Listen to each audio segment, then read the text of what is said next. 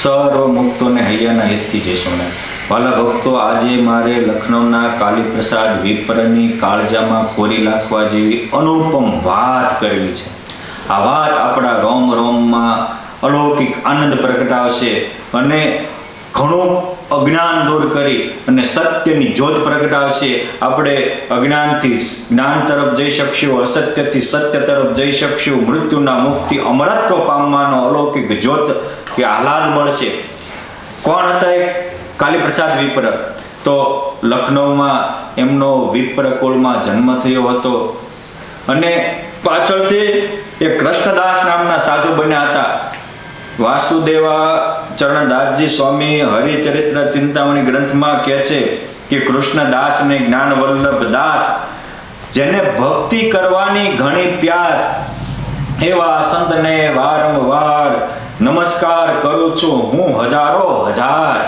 જેના દિલમાં ભક્તિની પ્યાસ છે એવા વ્યક્તિને મહાન મહાન સંતો હજારો હજારો વાર વંદન કરે છે. મોટા ભાગના વ્યક્તિના હૃદયમાં ધનની પ્યાસ છે, સ્ત્રીની પ્યાસ છે, માન મોટપની પદ પ્રતિષ્ઠાની પ્યાસ છે. ઘણા ગામડાવાળાને શહેરમાં જવાની પ્યાસ છે, શહેરમાં વાળાને વિદેશમાં જવાની પ્યાસ છે. પરંતુ જેને ભગવાનની ભૂખ જાગી એના બધા જ દુઃખ ભાગ્યા. માટે જેના જીવનમાં એમ થાય છે કે મારે પરમાત્માને પામવું છે, એના અબજો જન્મના પુણ્ય ઉદય થયા એમ સમજો. આ તો મહા અલૌકિક વાત છે અને આ જેને તેને સમજાય એવી વાત નથી. નાનપણથી જ કાલીપ્રસાદને સાધુનો સંગ ગમતો, પરોપકારના કામ ગમતા અને મિલનસાર સ્વભાવ હતો. આ લખનૌ આજે પણ યુપીનું પ્રસિદ્ધ રાજધાની છે.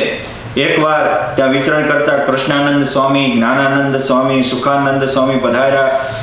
પ્રગટ પુરુષોત્તમ નારાયણને દિલમાં ધારીને ફરનારા સંતને જોઈને તે કાલીપ્રસાદનું હૈયું ઠરી ગયું. સંતના યોગથી સંતોએ કહ્યું કે સાંભળો, એ ઈંડામાં રહેલા બચ્ચાને પાંખું જોઈતું હોય તો ઈંડાનું કોચલું તોડી નાખવું પડે. એમ પ્રગટ પુરુષોત્તમને પામવા હોય તો મમતાને રાગ દ્વેષના કોચલા તોડી નાખવા પડે.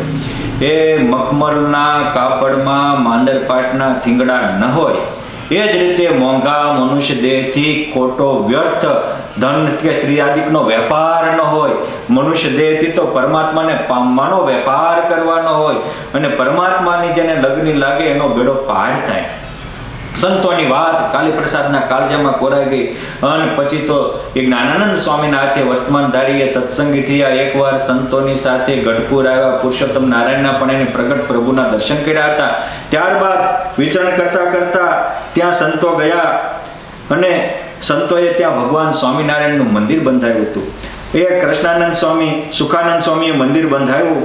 પછી એ મંદિરના પૂજારી તરીકે જ આ કાલિદાસ રહી ગયા. એને એમ થયું કે બહુ વાર ધનની સ્ત્રીની પૂજા કરી, બહુ વાર ઘરના દીકરા દીકરીઓને વાઘા ઘરાણા કરાવવા જમાડ્યા, હવે ભગવાનને જમાડવા છે, ભગવાનની સેવા પૂજા કરીશ, ભગવાનને વસ્ત્ર આભૂષણો અર્પણ કરવા છે.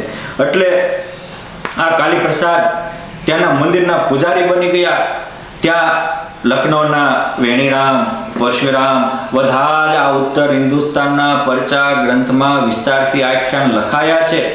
પરંતુ મારે તો એ કહેવું છે કે આ પરમાત્માનો આશરો એ આત્માનું ઓક્સિજન છે. આત્મનિષ્ઠા કરતા પણ પ્રગટ પ્રભુનો આશરો આત્માને અલૌકિક આનંદથી ભરી દે છે. માટે સુખી થવું હોય તો હરિ આશરો આનંદ આપે, આશરો કરે ઉદ્ધાર, અંતે આશરો કામ આવે, આશરો સાચો આધાર. જેને જેનો હોય આશરો તેને તેની લાજ, સમર્થના થઈને રહેવામાં રક્ષા કરે મહારાજ. માટે સમર્થના રહેજો. એક દિવસની વાત છે, વિક્રમ સંવત 1814માં આચાર્ય પ્રવર શ્રી વૈદ્યપ્રસાદજી મહારાજ પણ વિચરણ કરતા છપૈયા ગયેલા અને ત્યાં ધ્યાનાનંદ સ્વામીને ભગવાને કહ્યું ટૂંક સમયમાં અહીંયા યુદ્ધ થશે, અહીંના નવાબ અને અંગ્રેજો મને યુદ્ધમાં નવાબનો પરાજય થશે અને અંગ્રેજોની સત્તા આવશે એટલે એ લોકો હાંક બેહારવા હજારોની હત્યા કરશે, માટે તમે અહીંથી નીકળી જાઓ. અયોધ્યા પ્રસાદજી મહારાજ ત્યાંથી નીકળ્યા, લખનૌ આવ્યા, ત્યાં ચંદીલાલ શેઠને એને રોકવાનો આગ્રહ કર્યો, ત્યારે પરમાત્માએ ફરીવાર દર્શન આપ્યા. આચાર્ય શ્રી અયોધ્યા પ્રસાદજી મહારાજની ત્યાંથી નીકળી ગયા અને જે રીતે ધ્યાનદાસ સ્વામીને ભગવાને કહ્યું હતું, ભવિષ્યવાણી બાકી હતી, એ જ રીતે લખનૌ ઉપર અંગ્રેજોનું મોટું સૈન્ય તૂટી પડ્યું, લખનૌના નવાબનું સૈન્ય છિન્ન ભિન્ન થઈ ગયું, કેટલાય લોકો માર્યા ગયા. નવાબને ખબર પડી કે હવે જીતી શકાય એવું છે નહીં, એટલે એને જાહેર કરી દીધું પ્રજામાં કે હવે હું તમારી કોઈ પ્રકારે રક્ષા કરવા શકું એવું નથી, આ ક્રૂર અંગ્રેજો તમારી કતલ કરશે, માટે હવ પોતપોતાની રીતે ભાગી જાઓ. પછી તો ઘણા લોકો ભાગી ગયા અને અમુક ખોટી મમતામાં ઘરમાં રહ્યા તો અંગ્રેજો એને પણ મારી નાખ્યા. હું રાજા છું હોવા છતાં લખનૌ છોડીને ભાગી જાઉં છું, માટે તમે ભાગી જાઓ એમ કીધું તો છતાં પણ અમુક મમતાવાળા મોહવાળા ન મૂક્યા. આ સમાચાર આખા શહેરમાં ભાગી ગયા, ઘણા લોકો હંતાઈ ગયા. અને પરંતુ બીજા દિવસે જ્યારે અંગ્રેજોનું સૈનિક આવ્યું ત્યારે અંગ્રેજોએ ધાક બેહારવા માંડ્યા, કતલેઆમ કરવા, કાપો કાપો, મારો મારો કરીને સૈન્ય ફરતું હતું. કાલીપ્રસાદ તો ભગવાનના મંદિરમાં પૂજારી હતા, એને એમ થયું કે ભગવાનને મૂકીને ક્યાં જવું, એટલે એ મંદિરમાં રહ્યા હતા. મંદિરમાં જોઈએ અને પૂજા કરતા હતા, એમાં અચાનક અંગ્રેજોનું લશ્કર આવતું જોયું, એટલે એમ થયું કે આ દુષ્ટ પાપીના હાથે મરવું એના કરતાં બહેતર છે. મંદિરમાં જે કૂવો હતો એટલે ધૂપકો મારી જય સ્વામિનારાયણ કરીને કૂવામાં પડ્યા. એટલે સૈનિકોએ જોઈ લીધું, એટલે સૈનિકોએ આવી અને કૂવામાં અનેક ભડાકા કર્યા કે આ માણસ હશે તો મરી જશે, જીવતો નહીં રહે, એમ કરીને પછી એ તો નીકળી ગયા. 3 દિવસ સુધી અંગ્રેજોનું સૈનિક લખનૌમાં ફરતું રહ્યું. ત્યારે ભગવાન સ્વામિનારાયણ કૂવામાં તળિયે આવી અને કાલીપ્રસાદનો હાથ જોડીને એક બાજુ એને રાખી અને એની રક્ષાની કવચ બની ગયા. આ હતી ભગવાનની કરુણા. આપણે પણ આ સંસાર રૂપી કૂવામાં પડ્યા છીએ. એકવાર જો પરમાત્માની સેવા કરતા હશો તો આવા કાળ રૂપી કૂવામાંથી પુરુષોત્તમ નારાયણ આપણને વાળ પણ વાંકો નહીં થવા દે. આવા ભગવાન સ્વામિનારાયણ ઢીંગો ધણી છે. એટલે બિહારીલાલજી મહારાજે લખ્યું છે કે સમસ્ત રિદ્ધિ સિદ્ધિ કેરી વૃદ્ધિ થાય આપથી, સમસ્ત કષ્ટ નષ્ટ થાય આપના પ્રતાપથી, તમારી ભક્તિહીન તે અસંખ્ય સંકટો ખમે, પુરોય મારી આશ દીન દાસ વંદીએ અમે. ભક્તિહીન છે એ સંકટ ખમશે. ભગવાન સ્વામિનારાયણ કાલીપ્રસાદને બાળ બચાવી લીધા. આપણે પણ પુરુષોત્તમ નારાયણના થશું તો આપણે પણ એક નહીં લાખ કષ્ટમાં ભગવાન આપણી રક્ષા કરવા હાજર જ છે. ત્રીજે દિવસે ભગવાનને જેમ કોઈ માતા બાળકને બહાર કાઢે, ગોદમાં લે, એમ મહારાજે કૂવામાંથી કાલીપ્રસાદને બહાર કાઢ્યા, મુખમાં પ્રેમના કોળિયા આપીને જમાડ્યા અને કહ્યું કે તું સુખેથી હવે રહેજે. પરંતુ કાલીપ્રસાદને વિચાર આવ્યો કે ઓહો, અહીંયા હું ઘરમાં રહી અને માત્ર હવારાજ મંદિરની પૂજા કરું છું, મરી ગયો તો હવે ક્યાં ઘરનો રહેવાનો હતો. આ મુક્ત અને બધના ભેદ છે. મુક્તને એકવાર પોતાને બચી જાય તેમ થાય, જેને બચાવ્યો છે એની માટે જીવવું છે. અને બધને હજાર માથે ખાડા પડે ને તો તે ઘરનો ઉમરો મૂકી ન શકે. આ કાલીપ્રસાદના દિલમાં વિચાર આવ્યો કે અમથું મરી તો જવાનું જ હતું, એની કરતાં હવે પરમાત્મા માટે જિંદગી કુરબાન કરું છું. અને પછી મંદિરનું કામકાજ બીજાને આપી અને ઘરબાર પરિવારનો ત્યાગ કરી અને હાલતા પગમાં પુરુષોત્તમ નારાયણની કુમારી છે, મુખમાં ભગવાનનું નામ છે અને સદા પરમાત્માને સમર્પિત થવાનું હૈયામાં તાન છે. મુક્ત સમાન સંતોને સેવી લેવા અને સંસાર પુરુષોત્તમને પામી જવું, આ ઠેરાવ સાથે તેઓ અમદાવાદ આવ્યા. અમદાવાદમાં પોતાના ગુરુ કૃષ્ણાનંદ સ્વામી, જ્ઞાનાનંદ સ્વામી એને આવીને વાત કરી અને પોતાનું જીવન એને ભગવાનને સમર્પિત કર્યું. પછી તો વિક્રમ સંવત 1910માં અખાત્રીજના પવિત્ર દિવસે એ કૃષ્ણાનંદ સ્વામીએ આ લખનૌના કાલીપ્રસાદને અયોધ્યા પ્રસાદજી મહારાજ પાસે દીક્ષા અપાવી, જેને ભગવાનમાં ખૂબ જ પ્રેમ હતો, દાસ ભાવે સેવા કરતા હતા, એટલે એનું કૃષ્ણદાસ એવું સાર્થક નામ રાખ્યું. સંત બનીને પણ આ કૃષ્ણદાસે સત્સંગની ખૂબ જ મોટી સેવા કરી હતી.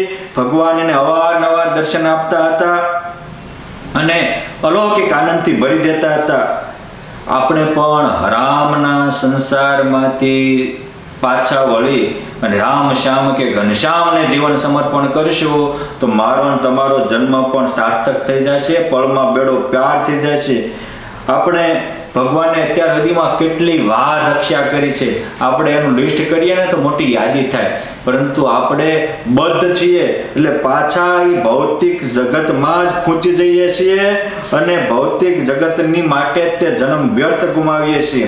પરંતુ ધન્યવાદ આ લખનૌના કાલી પ્રસાદને, એકવાર પરમાત્માએ રક્ષા કરી તો પરમાત્માને જીવન સમર્પણ કર્યું. સત્સંગમાં પછી તો મોટા મોટા સંતોને સેવીને એ દેહધારી મટીને મૂર્તિધારી બની ગયા, એ દેહરૂપ મટીને બ્રહ્મરૂપ થઈ ગયા અને મહારાજના માં આનંદમાં ઝૂલતા થઈ ગયા. આવી રીતે અખંડ પુરુષોત્તમ નારાયણના પરમાનંદમાં ઝૂલતા આ કૃષ્ણદાસને ઉર્ફે કાલી પ્રસાદ લખનૌના વિપ્રને ભગવાન સ્વામિનારાયણ વિક્રમ સંવત 1944 કારતક સુદ સાતમ તારીખ 23/10/1887 રવિવારના દિવસે અનંત મુક્તો સાથે તેડવા આવ્યા.